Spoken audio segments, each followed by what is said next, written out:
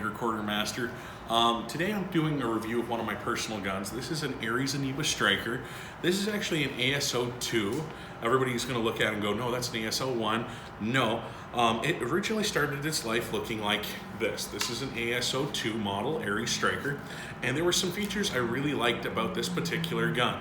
One, it was the big bolt handle that came with it, the bigger reinforced bolt. The mag well was a little different than the as01. Instead of having little nubs on it, it was nice and smooth. This one came with the cheek riser, the notch in the finger groove to give me a little bit more dexterity when running, and it also had this fold-out stock. These were features I really liked about the as02. So I took my as02 and converted it into basically an as01 with all the features of the as02, including one of the biggest stigmas on snipers is the safety.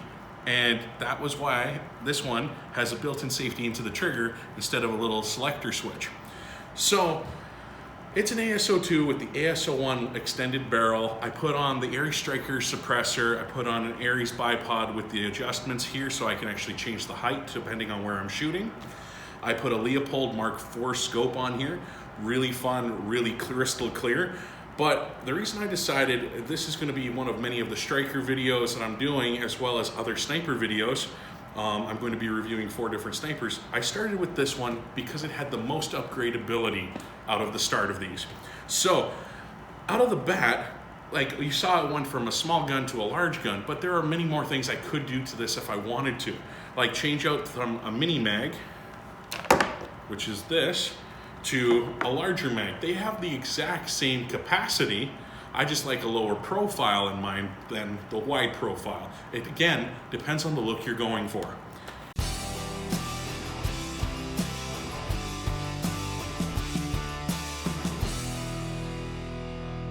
Now, you can also take off the suppressor, put on different barrel tips. This is the Barrett 50 cal tip.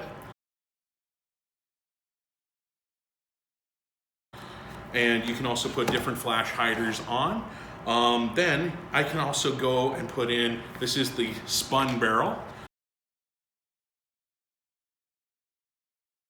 So instead, if you don't like fluted, you can get a spun barrel, or you can get shorter barrels to make it, again, an as02, but again, spun barrel, giving it a different look to the gun.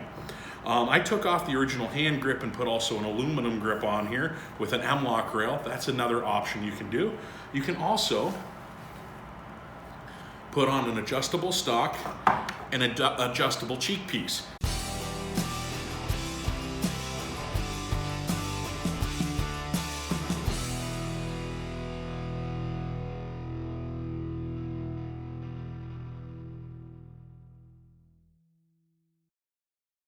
So instead of it being one solid piece, you can actually have some more versatility on the field.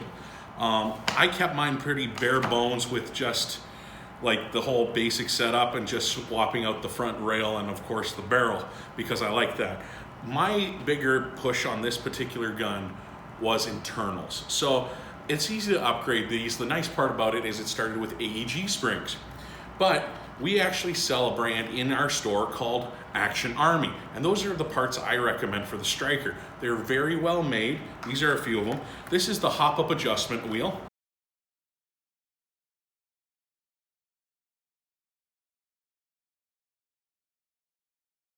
Okay, so they're not super expensive, but it goes right into this position here, so that way you can do a full adjustment of your hop-up externally without using an Allen key.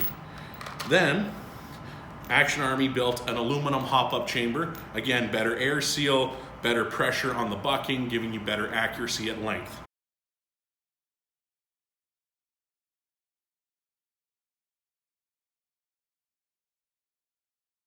Followed by this piece here. This is your locker, your bolt locker.